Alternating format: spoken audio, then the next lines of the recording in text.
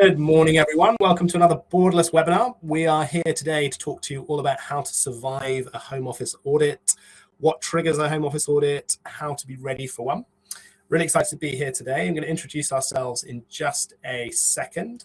So my name is Matt, and I'm the CEO and co-founder here at Borderless. Borderless, if you don't know, and we'll talk a little bit about what Borderless is and can give you a little bit later in the presentation. Essentially, we are a technology platform and expert team to help you with all of your sponsorship and immigration matters. So that ranges from things like sponsor license applications, really critically and importantly, home office compliance, all of your visa processing, your COS requests, so we can handle that end-to-end need that you have. As a business, of course, we support your sponsored workers through that journey too. So that's a little bit more about Borderless. I'm going to hand it to my colleague, Aleena, who's going to introduce herself as well now. Hi, everyone. My name is Aleena. I'm an immigration advisor here at Borderless. I've been here for over 2 years, no, close to 2 years now, but I've been working in immigration for several years. So if you have any questions, feel free to just pop them on the chat, and I'll also answer them later on in the Q&A. Perfect. One of the things we're really proud of is supporting a number of businesses, a great number of businesses and sponsored workers, lots of success with visa applications. And the reason that we do these webinars in the first place is to provide insight from what we're seeing on the surface of the home office, of course, important for this session, the home office audits and inspections and what that can yield. Taking a little bit of a step back, the reason for here at Borderless is essentially to build a world where borders are no longer barriers, where anyone can move anywhere. And of course, in the UK, that is not the case for sponsors or businesses involved in sponsors. There's a lot of friction, there's a lot of confusion, and that's what comes in to essentially demystify that confusion and make it really easy for you as a business and your sponsored workers to be able to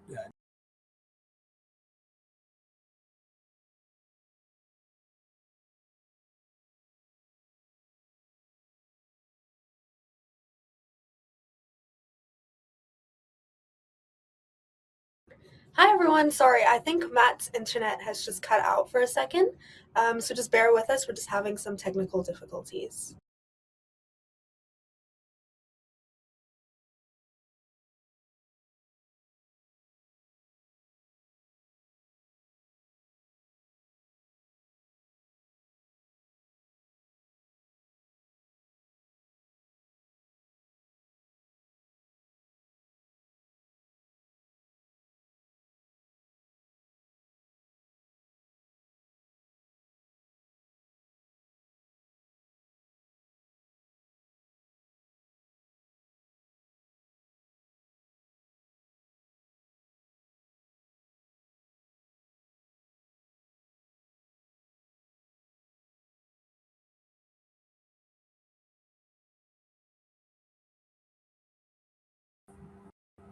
Hey everyone, am I back?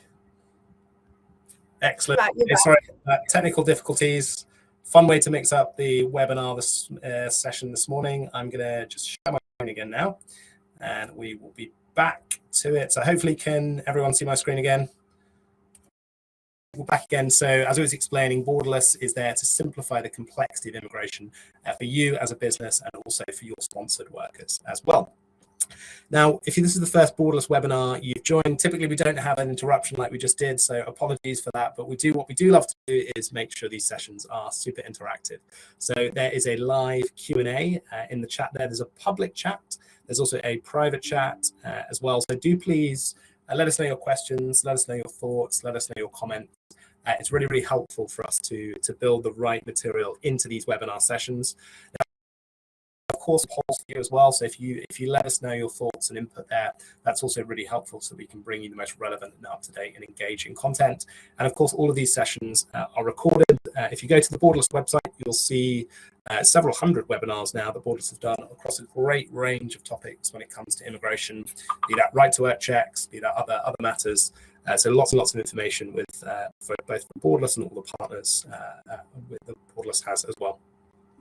So in terms of today's session, we would love to understand a little bit more about who we have in the audience today. So the question for everyone here is, Being honest, if a Home Office auditor walked in tomorrow, how ready do you feel to respond to that Home Office auditor, to answer all of their questions, to make sure that you have all your records and information up to date, and that you would adequately pass that Home Office audits? So maybe you feel completely ready, all of your records are up to date and they are current. You feel somewhat ready, but potentially there'd be gaps. You'd be worried about certain lines of inquiry, or potentially some things that you feel your compliance position is not quite in the right space, or there's typically ongoing internal things and processes that need to be improved.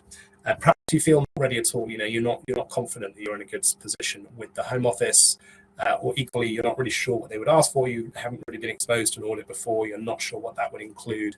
Let us know how you are thinking about the Home Office. If they came in, if they gave you a call and said, we're doing an unannounced audit, we're outside, we'd like to come in and talk to the authorizing officer and some sponsored workers within the business. How ready would you feel in those moments, in those minutes? We typically see quite a wide range of outcomes here.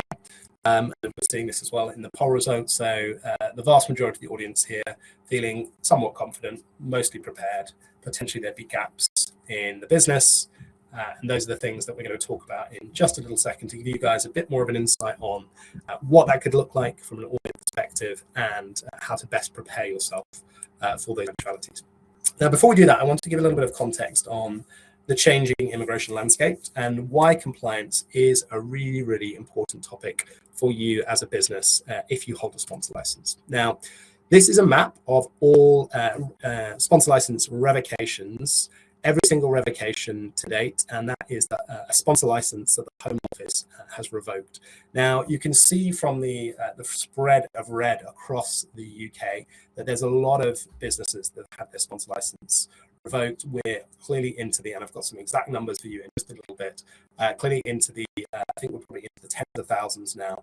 And this isn't really, as you can see from the map, localized to any one particular part of the UK. You can see across the UK, lots of sponsor licenses have been revoked. Well, and really what this reflects is, especially in the last 2 years, a much greater emphasis from the Home Office on compliance enforcement, making sure that companies, that only genuine companies that are following the rules are able to continue their sponsorship activities as well. So lots and lots of activity from the Home Office.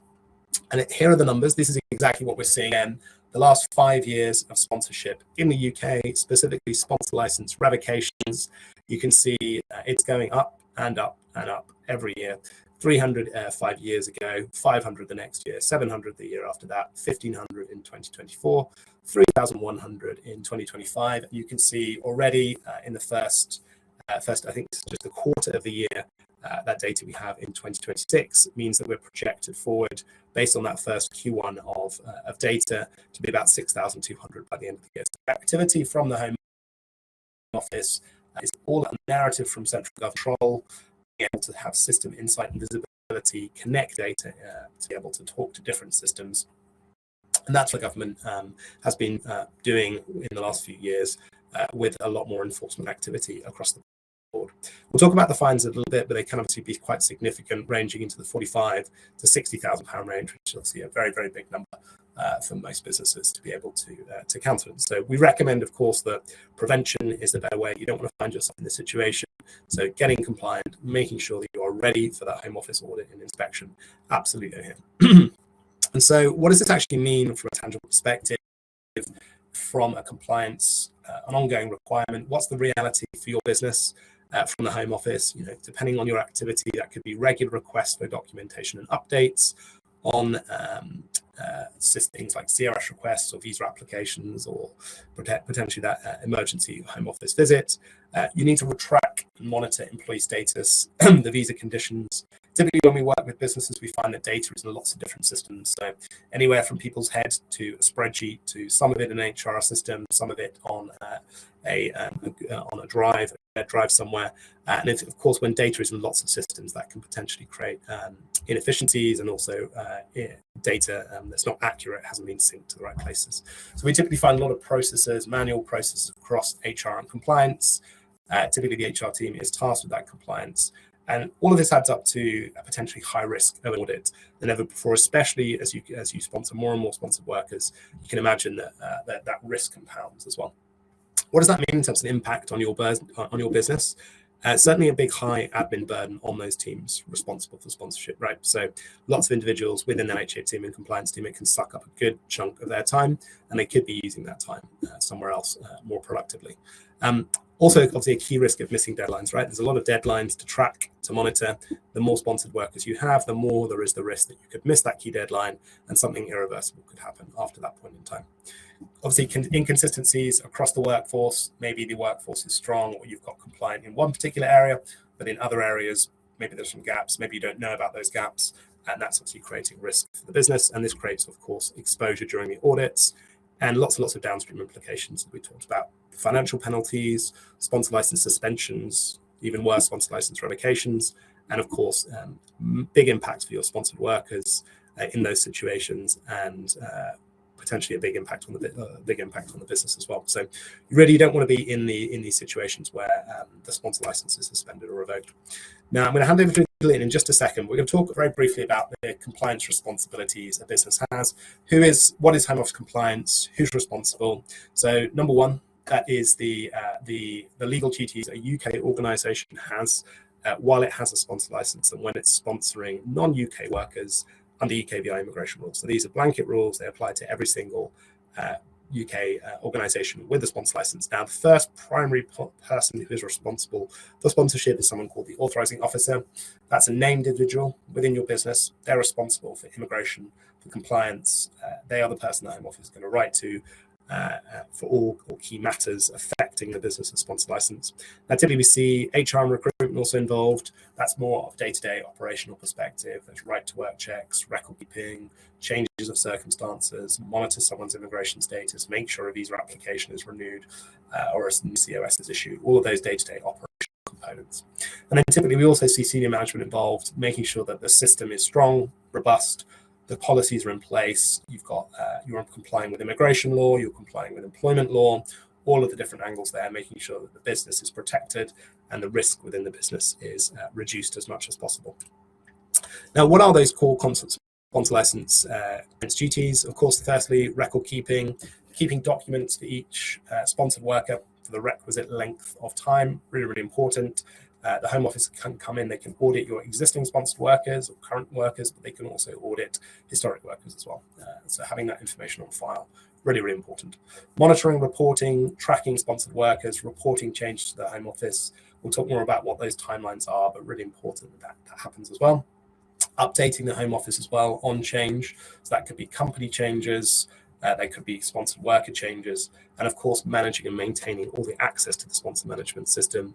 It's very easy that information will become out of date quite quickly. There's quite a few different things that need to be maintained. So making sure that's always accurate and current. And it's very, whenever we work with a business and we improve their compliance score, we typically do a little bit of an audit of their sponsor management system. We often find things that information that is out of date that needs to be brought in line as well. So all really, really important sponsor license duties. Now, this is not an exhaustive list, but lots of changes that need to be reported from the authorising officer or the key contact. If that was changing, the business must update those individuals. If the sponsor size is changing, so that's based on your revenue, your head count, your assets in the business. If two out of three of those exceed certain levels, then that puts you in the large sponsor size camp.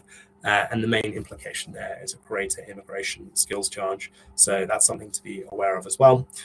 Branches, sites, as a business grows and develops, that also needs to be reflected in the structure of your sponsor management system. So difficult to see that information, but also important to make sure it's up to date. Of course, major business events like mergers, takeovers, sales, liquidations.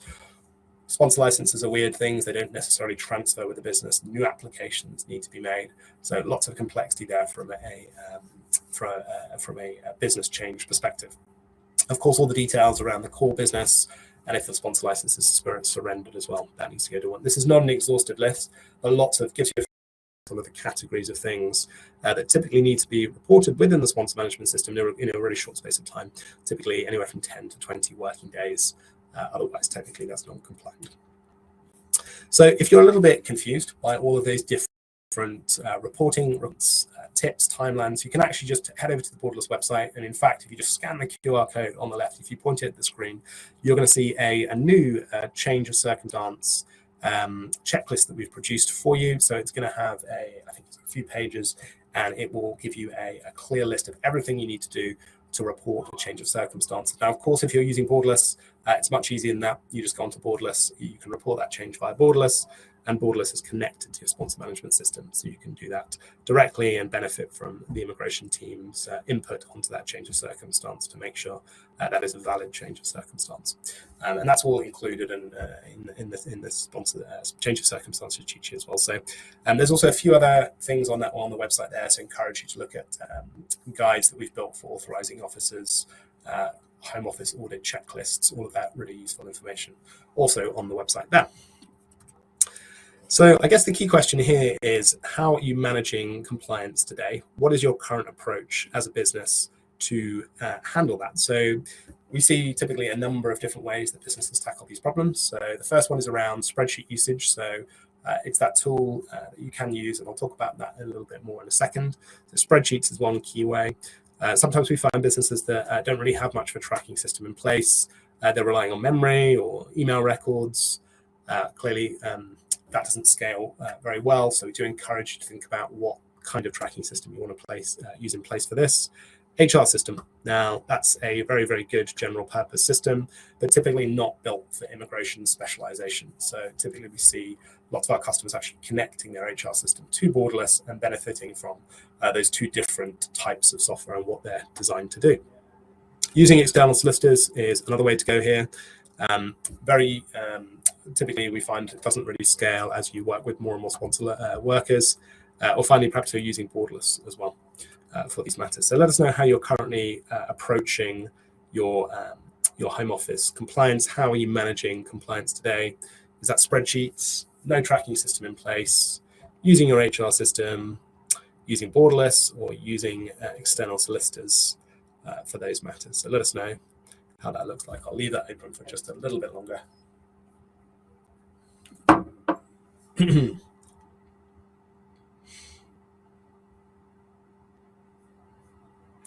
Great, many thanks for sharing that there.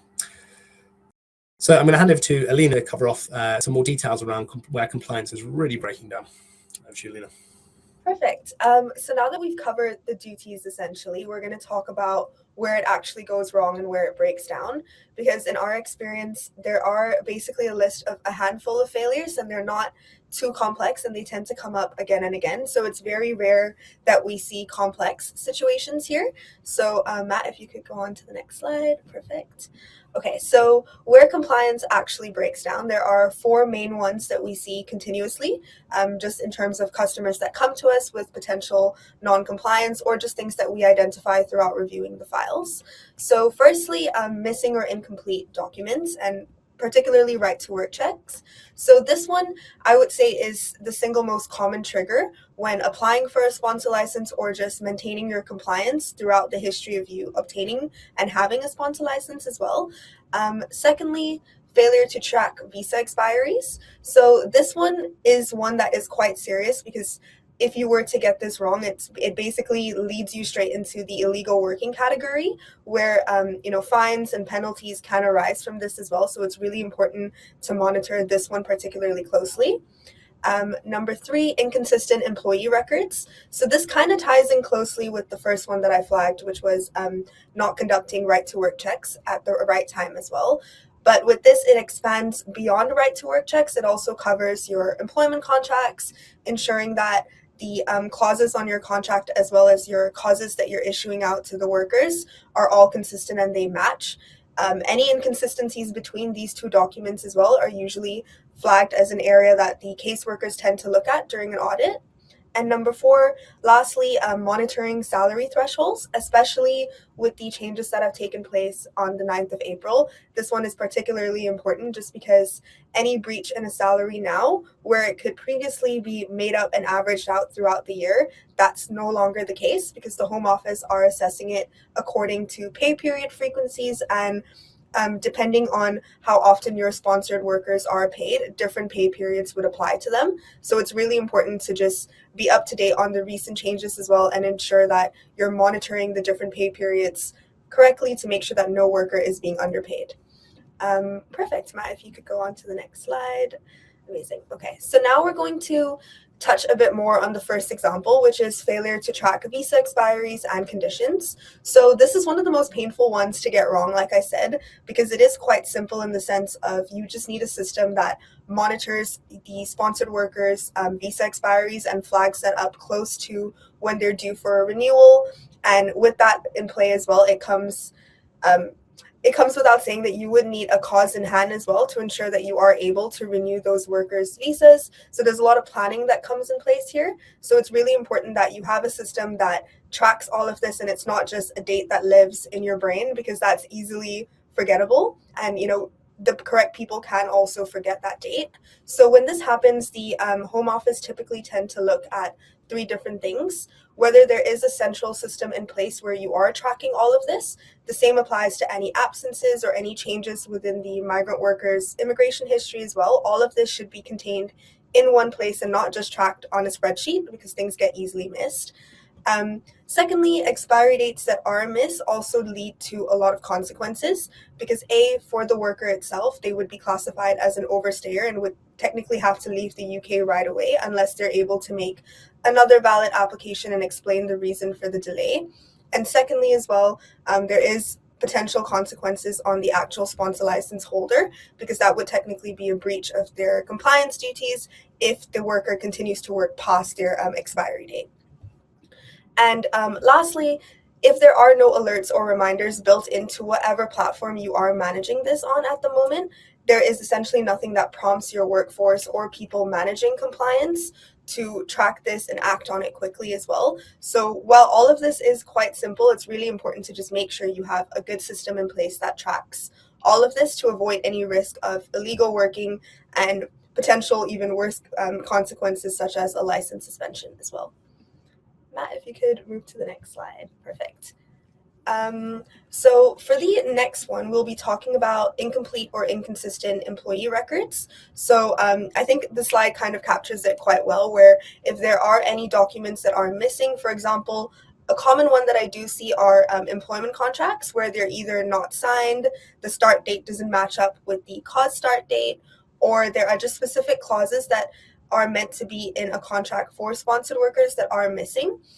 One that's quite common in the care industry as well is where travel time is concerned. So sometimes I'm reviewing contracts and I'll see that there's a travel time clause in there, but it actually specifically states that travel time is unpaid. And that would be a red flag to the Home Office as well if your business operates on domiciliary care as well. So it's really important to just ensure that all of your employment records are kept up to date. And that if there is, for example, a standard template that's been in place for 5 years now, that needs to be reviewed yearly to ensure that all of the relevant clauses are in place, especially in line with all of the new changes as well that have happened this year. And I'm sure more to come, as we know immigration is quite complex. So it's really important that as the changes occur, you're constantly reviewing your documents to make sure that they are updated as well. And where things are inconsistent, there are times where it could be an easy fix, for example, just issuing a variation letter containing anything that's inconsistent between the previous historical employment contract to any updated causes or any updated visa requirements as well. So it's really important to just make sure that everything is as consistent. And the way I like to look at it is as well as that the cause should be the source of truth, because that's what the Home Office would analyze all of your documents against. So if there is any inconsistency between your employment contracts or just any documents that you're currently holding on file between that particular document as well as the cause assigned, it's really important to make sure that that is corrected and that there is a document in place to show that there is a paper trail, basically. Matt, the next slide, please. Okay, perfect. So now that we've covered the top 2 out of the 4 that we see most commonly within our customers, it's really important to now understand what triggers an audit and what actually happens on the day. I think this is an area that people tend to be quite anxious about, just because there is no specific guidance on what the Home Office tend to look at and what to expect on the day. So we'll be able to give you a brief breakdown here in the next section. Perfect. So what is an audit? So it's really important to distinguish the two types of audits that tend to happen. So the first one is a pre-license audit. So this usually happens at the sponsor license application stage. So after you submit the sponsor license itself and potentially respond to a further documents request, what happens is that the Home Office will sometimes email the authorizing officer and invite them for a compliance check. And this is typically done online over Microsoft Teams, and they will specify a date, usually a week or two in advance from the date of receipt of that email. And what happens during these audits is that the Home Office basically wants to check that the company has all of the tools necessary to ensure compliance and to be able to sustain a sponsored worker salary, and that they understand that essentially the consequences of holding a license and the duties that come with it as well. So it's very rare that we see this. I will say that it usually happens with businesses who have not been trading for that long. So usually anywhere between 6 months to 18 months, you can probably expect that you will receive a pre-license check as well. And the second one is a post-license check. So that's typically where the company already has a sponsor license. And with this, usually it can be an unannounced visit, or in the circumstances we've seen it so far, it's usually announced where the Home Office does email beforehand, ensuring that the authorizing officer is present, as well as any other sponsored workers that they want to interview as well. So these are the two that typically tend to happen. Perfect. And so I guess now it's important to understand what triggers a Home Office audit. It's rarely ever random. The four things that we do typically see is that, firstly, non-compliance with your sponsor duties. So these are things like failing to keep proper records, failing to report any changes of circumstances relating to your migrant workers within the 10 business days, or any business changes within 20 business days. So it's really important that while late reports are sometimes okay, it's really important to make sure that you are keeping track of this, and that if there has been a late report in the past, you are correcting that and showing that you do understand your duties moving forward by ensuring that you do adhere to the proper timelines and your duties as well. Secondly, which kind of ties into the first one that I've just touched on, late or inaccurate reporting. So it's really important to understand when something needs to be reported, when it doesn't need to be reported. And if you are ever unsure, it's always good to just reach out to your immigration consultant or reach out to Borderless, and we can then assist you in terms of what needs to be reported and what doesn't. Thirdly, employment practices. So this covers salary breaches or potentially any non-compliance in terms of the role that they were sponsored to do versus what they're actually doing. So it's really important that the job description that you're stating on the COS that you assign matches what the worker is actually going to be doing in their day-to-day responsibilities. Because during an audit, the caseworker coming to audit you can actually interview your sponsored workers. And if they find any inconsistencies between what's stated on the cause versus what their day-to-day looks like, that is also a cause of concern. And lastly, any complaints or tip-offs. So if there have been any underpayments historically between yourselves and the sponsored workers, if a sponsored worker does complain, that could flag to the Home Office that an audit needs to be done to make sure that this isn't a common practice throughout your workforce as well. So it's just something to be aware of with these four, that these are the common triggers we see basically. Perfect. And so just to touch on briefly what you can expect before the audit does take place. So it typically happens in 3 stages. Firstly, the authorizing officer should receive an email from the Home Office notifying them of their intention to audit the business. And that usually, again, you usually have a bit of time between receiving the email and the actual date of the audit. Secondly, what they'll then do is they'll then send a list of documents to ensure that you have those documents ready. And in that same email as well, they usually specify the employees that they want to interview on the day. And there have been times where we've seen that that initial email doesn't contain that list of employees, but you're well within your rights to ask and respond to the Home Office and ask if they would like to interview any workers, and if so, can they specify which worker needs to be present, just so that you can make sure that you're complying to the best of your abilities.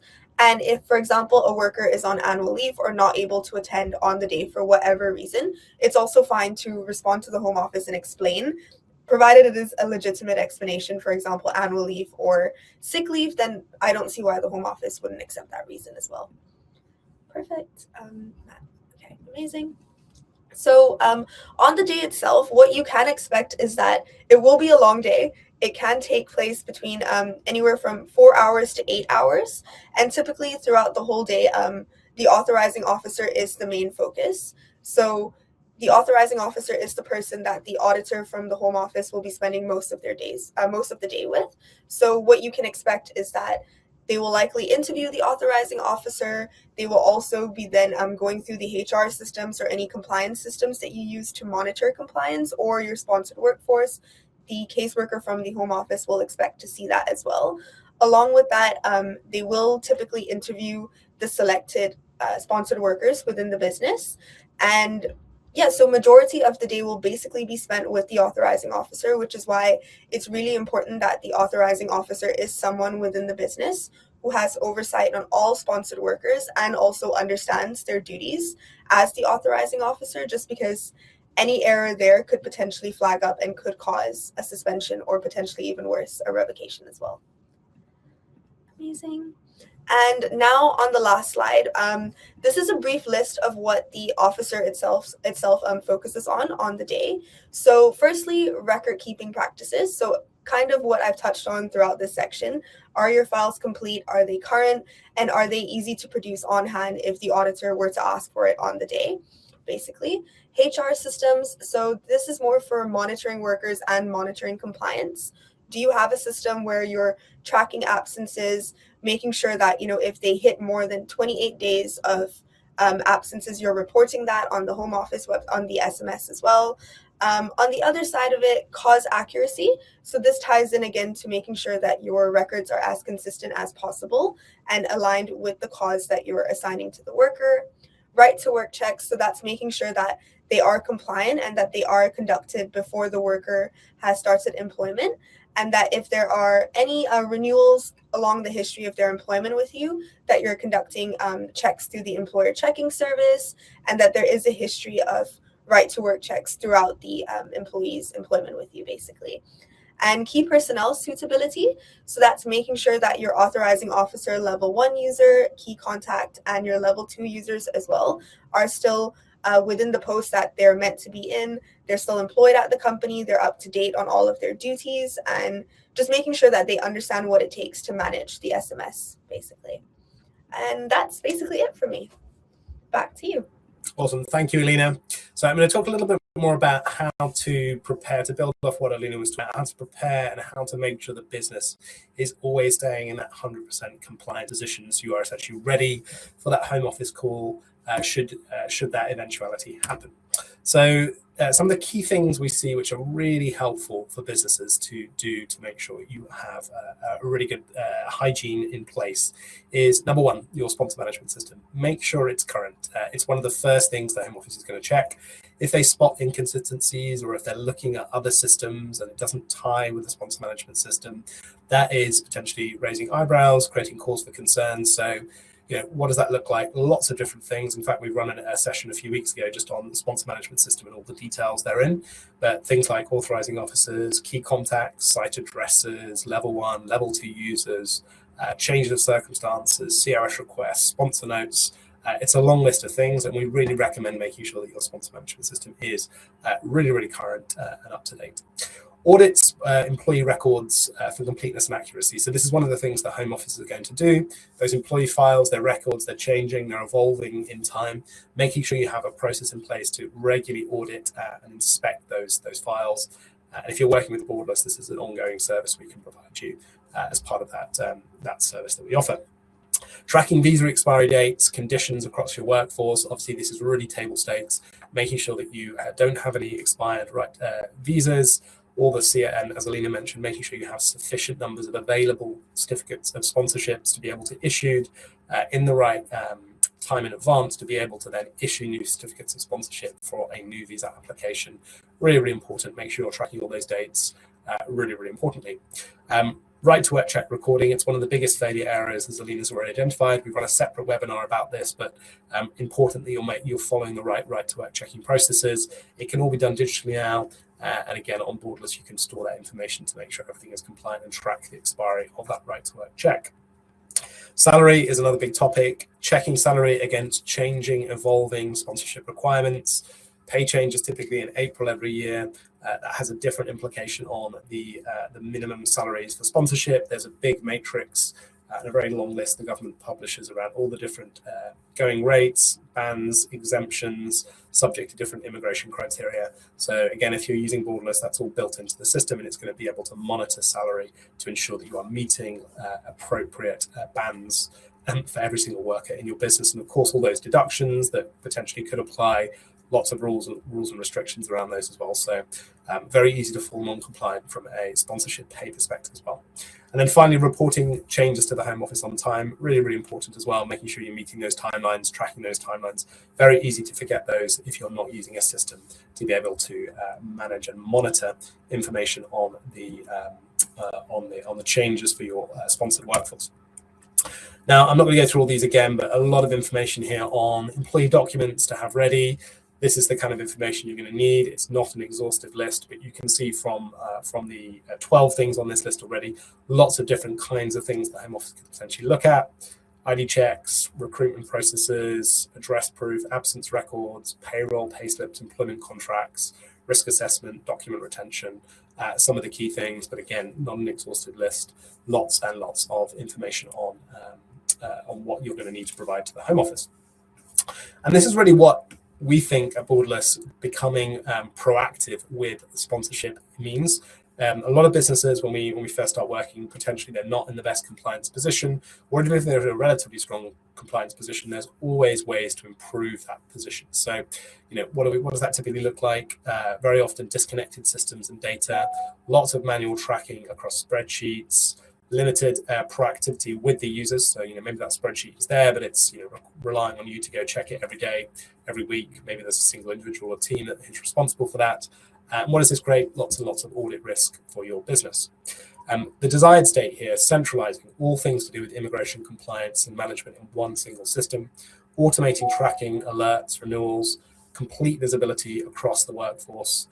You can see at a glance what that compliance position is. And this means that on a 24/7 basis, you are audit ready at all times, and particularly as those rules change, as they often tend to do in the UK immigration. And so that's really what Borderless is. It's everything the Home Office can ask for in a single place, an end-to-end system from sponsor licenses to visa applications to Home Office compliance. And that's exactly why we've built the system in the first place. So things that could go wrong, that's what the system is doing. It's making sure that we're monitoring and measuring and maintaining visa expiry dates for your sponsored workforce, making sure that we're checking those right to work gaps, compliance, centralizing everything from a compliance perspective, so you're never going to miss that information, making sure that reporting deadlines as well are all in there as well. So, and this was something we're really proud of. We're able to take businesses from 55% compliant when they first start on average, up to over 3 months, 95% compliance on average. And this is an average rate, of course, across the entire customer base, but you can see essentially a doubling of the compliance position and getting to a really, really strong outcome within those first 3 months. And of course, sometimes much quicker than that as well.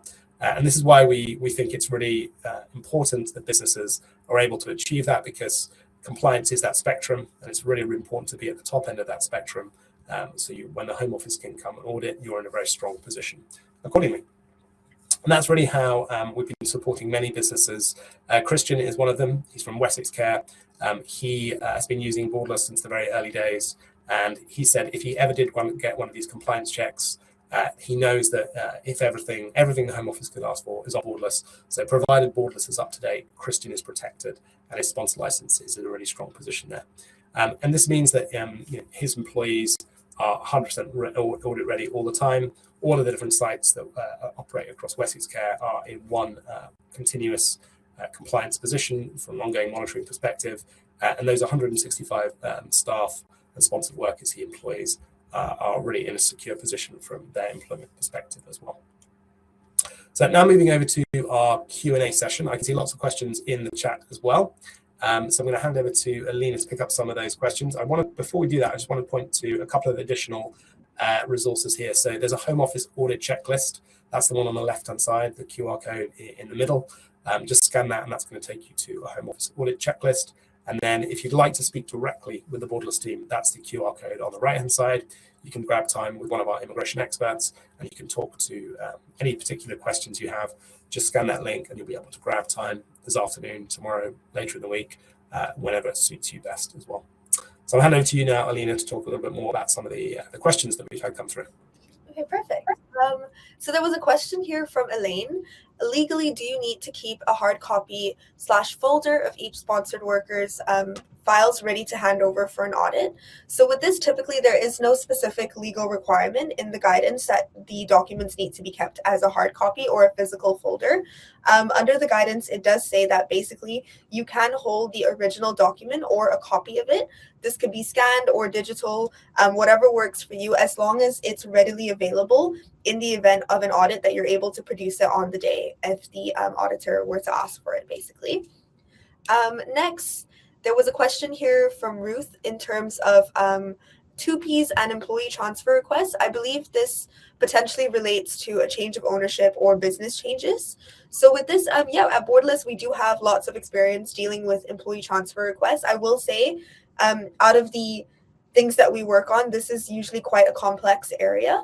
So if you do want more specific advice on this in terms of how to ensure that you are being compliant and just what the next steps should be moving forward, please feel free to scan the codes on the screen, because I think that's definitely worth it, especially where it's potentially a change of ownership where employees need to be transferred from one license to another. There is a lot at stake there. So definitely feel free to reach out to us. A question here from Veronica.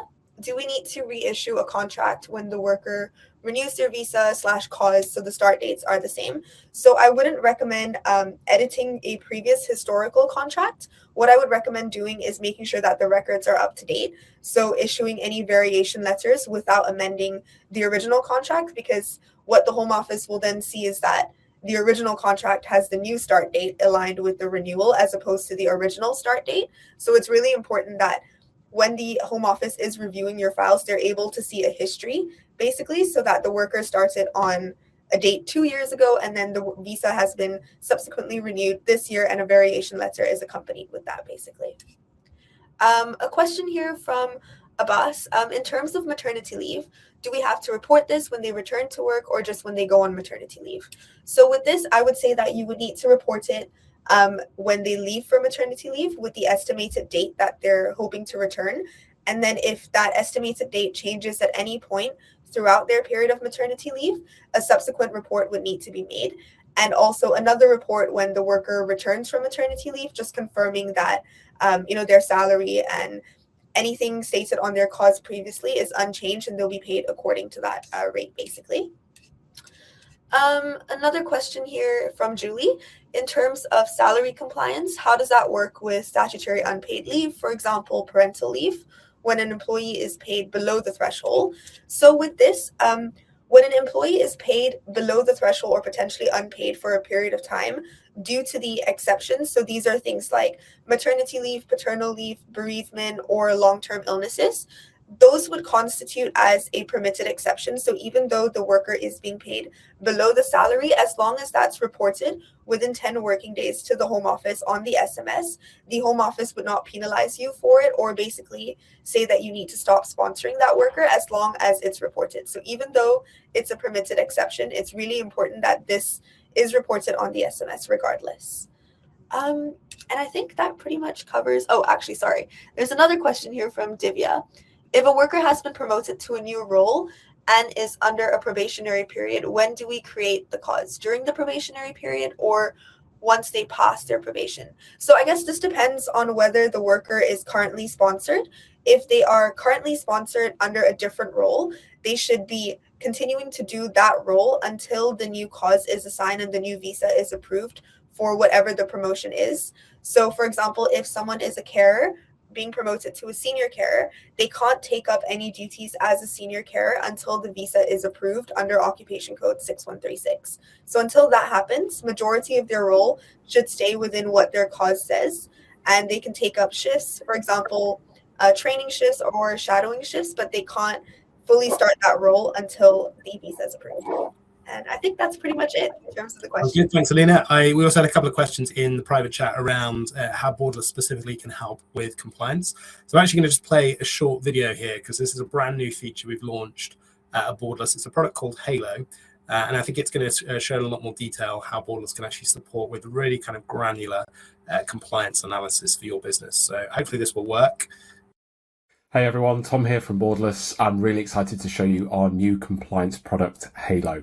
Halo gives you a view of all of your compliance gaps, alerts, risks in a single place within the Borderless platform. You can see your compliance score, workers by status, any document compliance gaps, your remaining COS, including the expiry date, any changes that you need to report, and you can see your individual compliance gaps per document.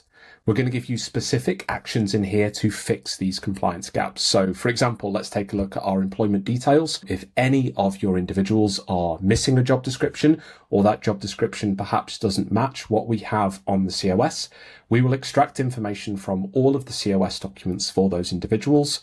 We'll then play that back to you, and you'll be able to choose whether you'd like to keep the current job description you have or use the one that has been extracted from the COS. You can also perform an audit on an individual level as well. So if we click to do an audit, we'll again extract information from the COS, show you what you've got on Borderless versus the COS, and give you the option to update.